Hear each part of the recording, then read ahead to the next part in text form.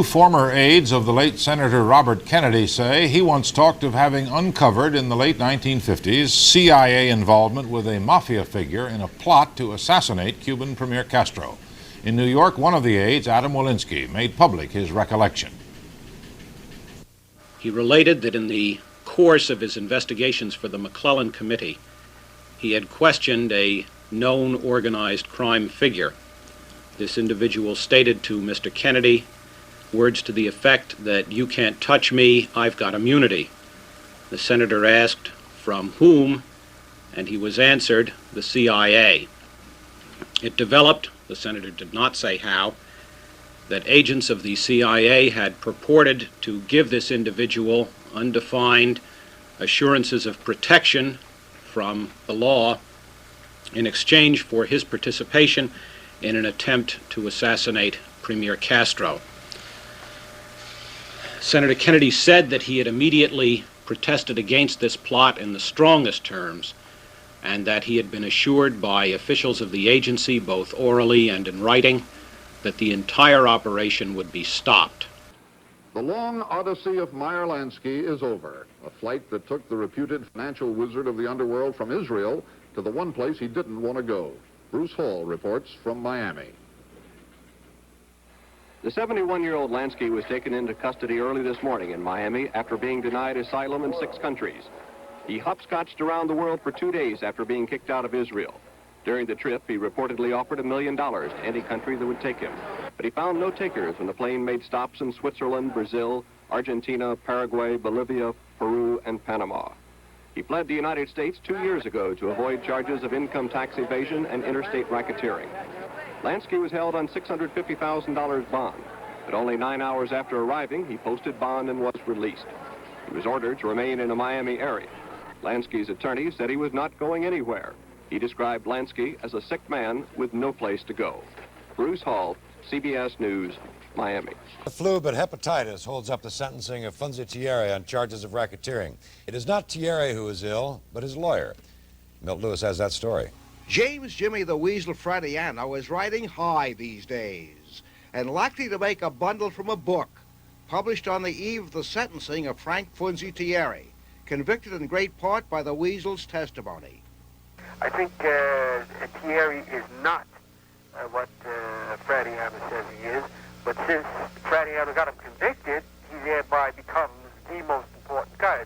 You'll no doubt recall that Jimmy the Weasel put a well-manicured finger on Thierry at the trial, and then again on network television, calling Funzi the underworld's current Mr. Big. Who would you say is the most powerful mafioso living today? Well, I'd say Frank Thierry. Do you think that the Weasel harmed you very much yesterday in his testimony? Beg pardon? You don't think so? Thierry's sentencing was originally scheduled for last Tuesday, then it was put over today. Well, tomorrow, in that courthouse, a new date is expected to be fixed. The delay of sentence stems from Thierry's lawyer, Jay Goldberg, being in a hospital with hepatitis, which he says he got from Thierry. I spoke with Goldberg today by phone, and he's bothered by all the publicity. All this publicity that Jimmy the Weasel has been getting lately, will it have any effect on the judge who's going to sentence Thierry? It has to have an effect. And it has an unwarranted effect because a lot of it stems from people of Fradiano's ilk. And I somehow feel that in America, people shouldn't be convicted on the word of people like Fradiano. Thierry was convicted in November as a racketeer in charge of one of the 5 New York City Cosa Nostra families. Jimmy the Weasel, also known as Dr. Schwartz, is being protected under a government program which takes care of informers. Jimmy the Weasel admits to personally taking part in at least 5 underworld murders and posed in this photo with Frank Sinatra and the late notorious Carlo Gambino, who's right next to the Weasel. You don't think he's a big wheel in the underworld? I saw no evidence of it whatsoever. Thierry is 76 and faces up to 20 years in the can. Some knowledgeable sources predict that as a result of his failing health and lengthy appeals, Thierry, who's out on bail, won't serve a day in jail. As for Jimmy the Weasel, also known as Dr. Schwartz, as I said earlier, he'll just lay low and continue to testify against unsuspected underworld hoods. One more thing. Jimmy the Weasel does not like to be called Jimmy the Weasel. Got it? Roger? Good evening, I'm Roger Grimsby. Here now the news. The FBI says it's slowly strangling the drug trade of the biggest organized crime family in this country, with the arrest of 8 men in Brooklyn today. The feds say they shut down much of the Gambino family's narcotics business. Mark Haynes tells us how big it was. According to the FBI, the heroin ring was operating on a huge scale. This is a multi-kilo narcotics operation. You could conservatively say dealing in millions of dollars. A year? Yes. NYPD Lieutenant Remo Franceschini has investigated organized crime for 20 years. He says the feds have put a major dent in the Gambino family. These are our associates and made members of the Gambino crime family. Would their arrest be significant to the family? Would it be damaging for all of these people to get arrested, or is it? It's very significant. Absolutely significant. It shows that law enforcement is zeroing in on one of the most powerful crime families in the United States. Among the 8 arrested today, Angelo Ruggiero, allegedly the mastermind of the heroin ring. Gene Gotti, Ruggiero's right-hand man. John Carneglia, another major figure in the ring. And Salvatore Scala, a reputed soldier in the Gambino family. The FBI gathered most of its evidence against the ring by 2 methods. First, they had an informant who penetrated the ring. And second, they planted bugs in this house in Cedarhurst.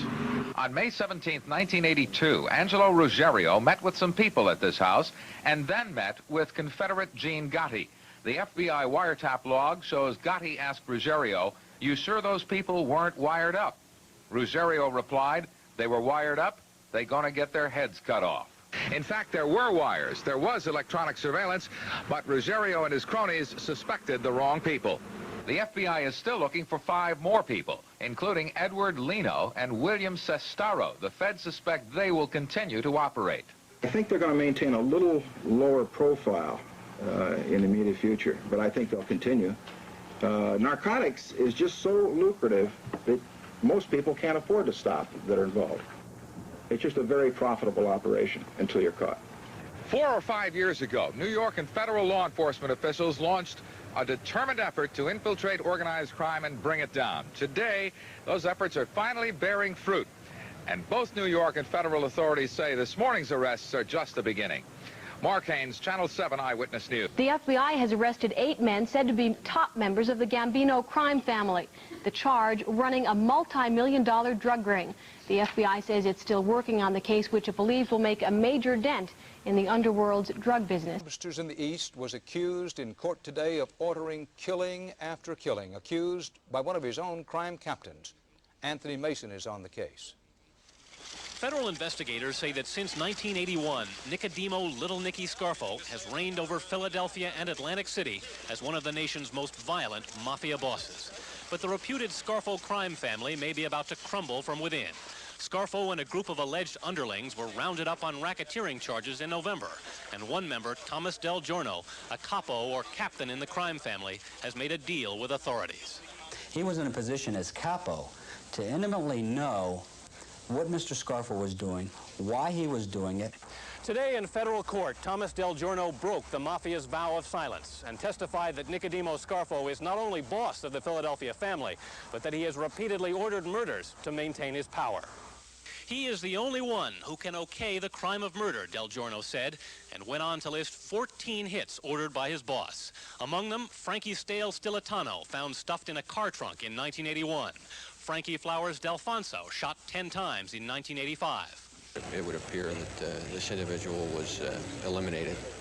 Robert Riccobini, murdered in 1983. Was shot in the back of the head, apparently with a shotgun.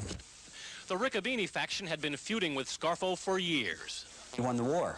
The Riccobinis ended up not having anybody left on the street to fight their cause. Even Salvatore Testa, a captain embraced by his boss in mid-1984, was found dumped by the road before the year was out. Del Giorno said he personally arranged the murder on Scarfo's orders. In 1982, Scarfo was called before a U.S. Senate committee. What do you do for a living? I invoke my right under the Fifth Amendment of the United States Constitution and decline to answer the question. Today, Thomas Del Giorno began giving answers in a legal process that federal authorities say will keep Scarfo in jail for life. Anthony Mason, CBS News, Philadelphia. Reputed mafia boss in New York City was arrested today. Joseph Massino allegedly runs the Bonanno crime family. He was indicted on federal charges of murder, conspiracy, and other crimes over 2 decades. Prosecutors said Massino was the last official boss of New York's 5 mafia families who wasn't already in jail. Over the years, we've done our share of stories about police corruption, but none as astonishing as the one you're about to hear. It's the story of 2 New York City police officers who stand accused of moonlighting as hitmen for the mafia. Louis Eppolito and Stephen Caracappa, 2 highly decorated former detectives, were indicted last month for the murders of 8 people. Murders committed on the orders of a vicious mob boss who is now in jail. That mobster is Anthony Gaspe Caso. He told us about his extraordinary relationship with the 2 cops in the only interview he has ever given. I had law enforcement on my payroll, so I had them looking after me. On your payroll? Right. Cops? Yeah, the cops. I spoke to Anthony Gaspe Caso in 1998 in prison, where he began serving a life sentence after admitting to 36 murders. Caso said detectives Louis Eppolito and Stephen Caracappa helped him commit 8 of those murders. His claims couldn't be substantiated at the time, so we couldn't air them until now that the detectives have been indicted. Prosecutors say for a hefty salary, Eppolito and Caracappa would walk right up to Caso's enemies, trick them into believing they were under arrest, and instead kidnap and deliver them to Caso to be executed. That's exactly what Caso told us the detectives did to a young hood named Jimmy Heidel, whom he believed had tried to kill him. Louis and Steve went by a club where the kid was staying. They believed they were going to arrest him. They put him in the car. I used to have cars for him. I gave him a car for this guy, like a police car, an unmarked car. I gave him the car. They put him in the car. The kid thought they were taking him to the station house, but they took him to a garage. When they got him to the garage, they laid him on the floor. They tied his feet, his hands, cuffs, put him in the trunk of the car, right? The police car comes in, the guy's kicking in the trunk. He's making noise. And I took him to a place that I had prearranged, somebody's house that I could use, pulled the car in the driveway. I brought him in there, sat him down. I wanted to know why I was shot, and who told you, and who else was involved, and who, and who gave you the orders to shoot me. After that, I killed the kid. Myself. You killed it? Right. Was just 1 shot to the head? No, I didn't shoot him in the head. I didn't shoot him. I was in somebody's house. You make a mess. I shot him a couple of times. I didn't torture the kid. I didn't do anything. I didn't do anything like that. Well, what's a couple? More than a couple. It's a couple. Really, I don't know the exact amount. Maybe I shot him 10 times, 12 times. Maybe 15 even. It could have been 15. At that time, I gave Louis and Steve, I think, $45,000 for them delivering them to me. These are the 2 cops? Right. You gave them a bonus for delivering someone to you killed? Right. Well, they wanted to kill him for me. I didn't even have to do that. They were going to get him, kill him, and throw him, do whatever I wanted to do with him. What's more, prosecutors say Caso used the 2 cops to commit a range of dirty deeds. They allegedly tapped into the NYPD database and funneled confidential police information to him, including wiretaps and police surveillance containing addresses and other key details about Caso's enemies. One by one, prosecutors say, Caso had them killed, with a little help from his 2 friends on the NYPD. Caso's allegations have stunned even the most hardened lawmen who worked on the case, like Brooklyn District Attorney Charles Hines. And I was shocked, because for all of the experience I've had over the years with police corruption cases, I've never had anything like this. You never saw anything that came close to that? I've seen organized corruption cases, but the allegation of 2 cops being hitmen, in addition to giving up people for hits, just absolutely shocking. All the more shocking given that the detectives have received hundreds of commendations for bravery and excellence in the line of duty. Louis Eppolito is among the most decorated cops in NYPD history. Amazing considering his family. Eppolito's father, known as Fat the Gangster, was a mob enforcer, and his uncle, Jimmy the Clam, a mafia captain. In the end, the federal prosecutor who indicted Eppolito says he couldn't resist the murderous life of the mob. For years, Eppolito and Caracappa were cops, mafia cops. It's an obscenity, Ed, that kind of allegation. It's scurrilous. It's not true. This is me speaking. I'm Lou's lawyer. Bruce Cutler, who became famous representing mobster John Gotti, is now defending Louis Eppolito against charges that he worked for mob boss Anthony Caso. Let me ask you, Ed, why would somebody who went up the ladder in the police department, received awards for bravery above and beyond the call of duty, why would you besmirch and tarnish everything you stand for, Ed, to do the bidding of a reprobate like Caso? If your client is innocent of all of the charges, why, out of all of the officers in the New York City Police Department, did Anthony Caso choose him to say this about? I can't give you the motive. I never could, I never will, I never could understand it. And I've tried so many federal cases where witnesses like Caso, who want to get out from under, blame others. And especially if it's sexy, if it's appealing. And when you shake the police department like that, it becomes a front-page case. Louis Eppolito made front-page news for the first time back in 1984 in a case unrelated to Anthony Caso. He was charged with passing files to another mobster under investigation. Eppolito was eventually cleared, but felt betrayed by the police department for suspecting him in the first place. And he said so publicly. I worked my ass off. I worked my balls off for the city of New York, and all I got was you're Italian, and you had family members that were in organized crime. This is Detective Eppolito in a 1985 documentary about anger. He had answered a filmmaker's ad in a local newspaper seeking people who were having difficulty controlling their anger. Listen to the depth of his rage as he recalls what he said to his bosses when, while under investigation, they called him in and made him surrender his badge. I said, if you keep insisting on f***ing with me, I said, I'm going to give you a beating that your mother's going to throw up when I show her your picture. I said, I'm not bull***ing you. I said, don't try to go at me any more than you're doing. I said, because the 4 guys with you got to realize by the time they get up, I said, I'm going to break your nose and take your teeth out at one shot. And the anger started to come.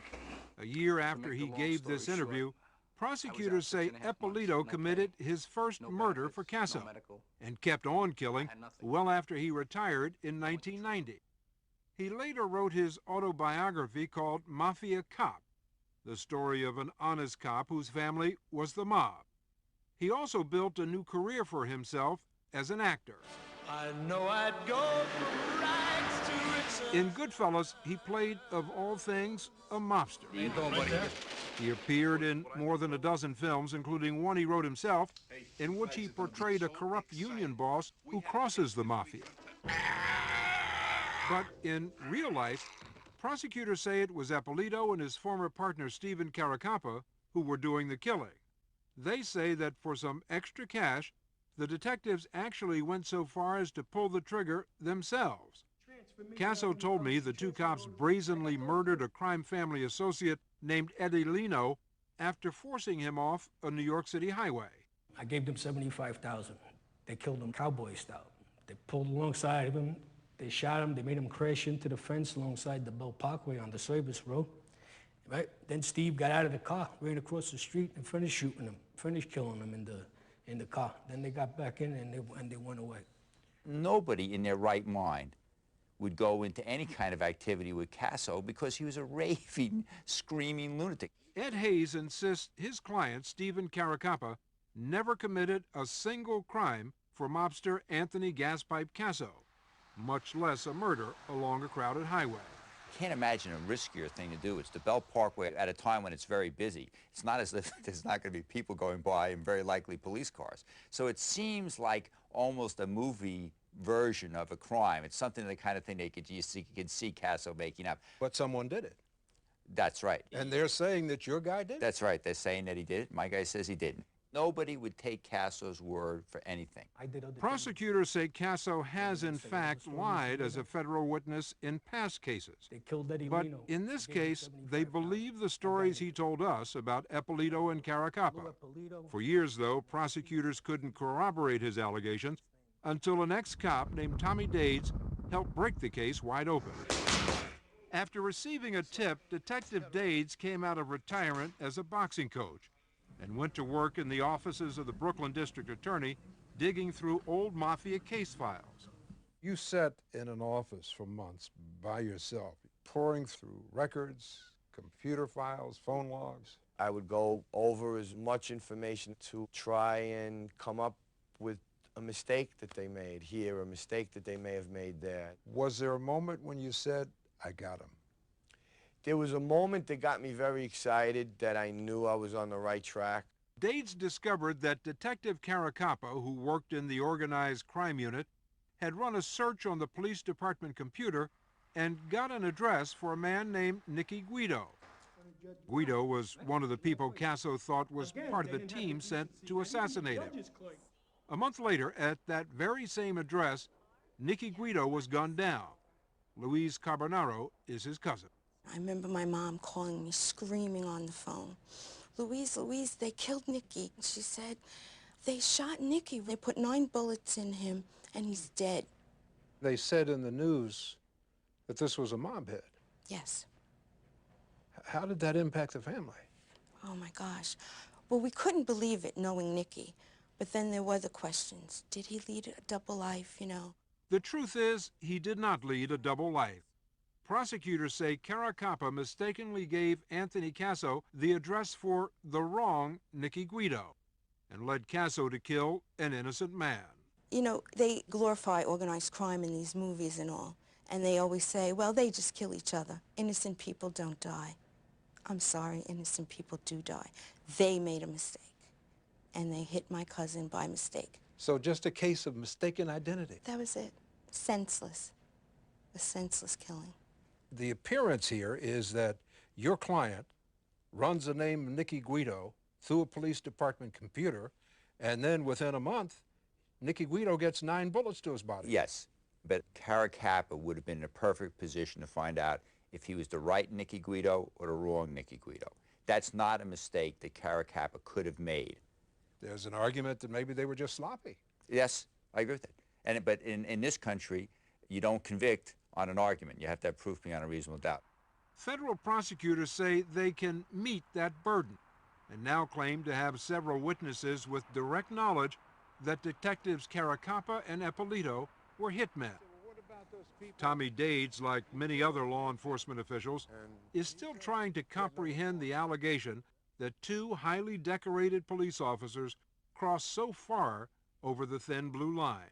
You raise your right hand when you swear into the police academy, and you're there to uphold the law and to do the right thing. To actually go out and murder somebody and then go back to work, it takes a certain type of individual to be able to go to sleep at night after that. And they were probably never cops. They were just criminals that slipped through the system and obtained shields, Louis Eppolito and Stephen Caracappa are in jail awaiting trial. If convicted, they each face life in prison.